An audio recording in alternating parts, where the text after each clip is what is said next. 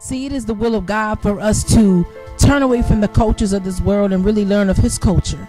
Begin to perpetuate his culture and live out and be revelators of his culture, and not so eagerly go back to the cultures of the world and try to make them his. Not try to make alternative forms of demonic and ancestral worship and call it Jesus. When truth and reality is that we have a long way to go. We have a lot to learn. We have a lot to be delivered from. And we need to start within the house of God. And so God has been ministering this particular poem, spoken word, or just these items to me to deliver in this format so that we could begin to be challenged to observe truths about his kingdom and truth about the kingdom of darkness, and so that we can learn how to rightly divide the two of them and not cause a hybrid to happen or a mixture or unintentionally have false worship happening in the midst of the believers of the Most High God. And so without further ado, I present to you Trick or Treat.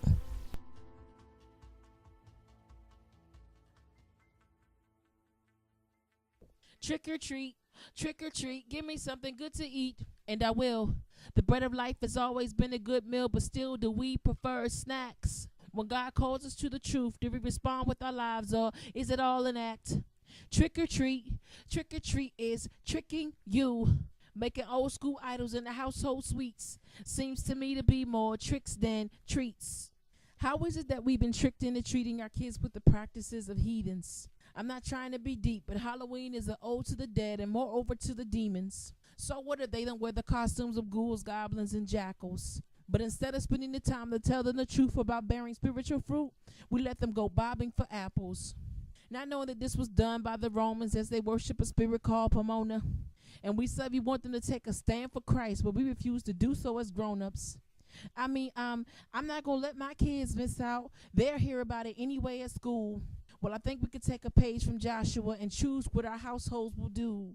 You choose what your household will pursue, and we can be families that glorify God with our rules.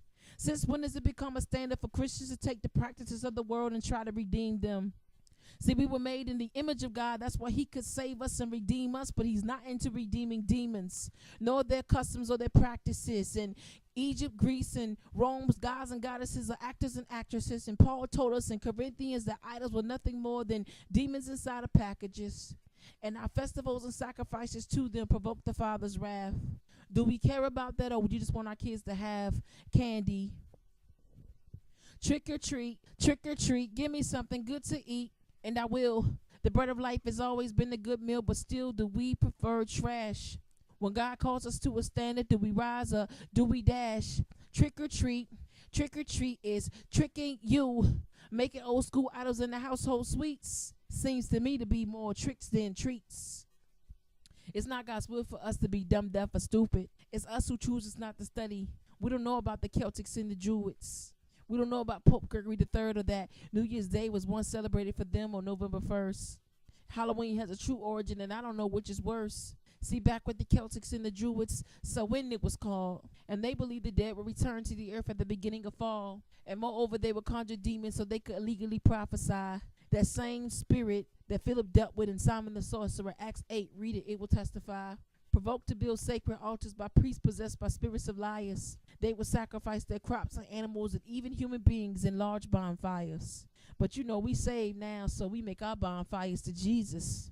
Really? Are we that selfish we can't sacrifice just one day to please him? See, Jeremiah warns us about taking on the way of the pagans. And it doesn't matter how much you work or how much you earn, you cannot afford these wages. And see, the world, they know their culture and their traditions, and that's why they boast and they will brag.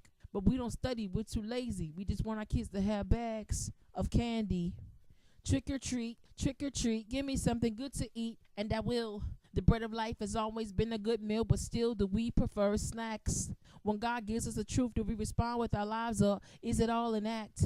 Trick or treat is tricking you. Making old school idols in the household sweets seems to me to be more tricks than treats.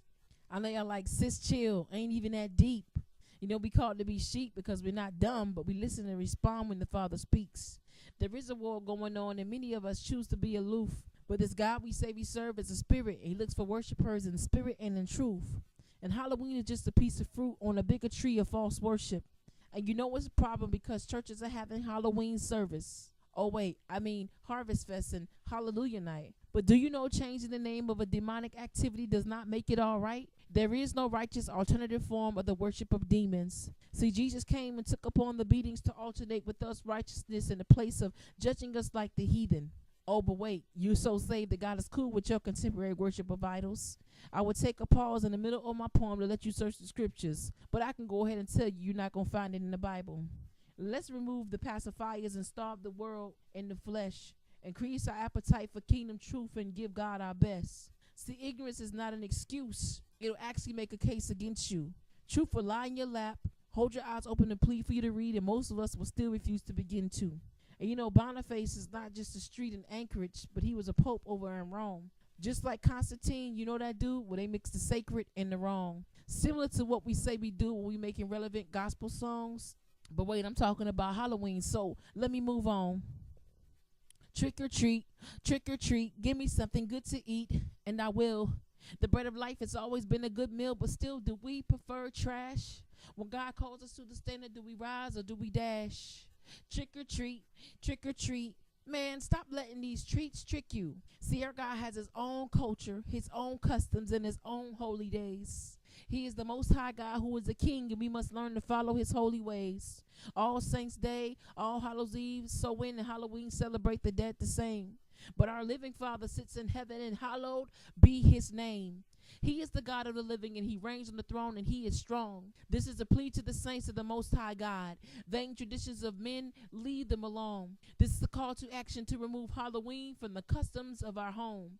This is a declaration that in the kingdom, celebrating Halloween for us is wrong. So let Halloween be gone, and let this be the very last time we sing this stupid song. Come on. Trick or treat, give me something good to eat, and he just did.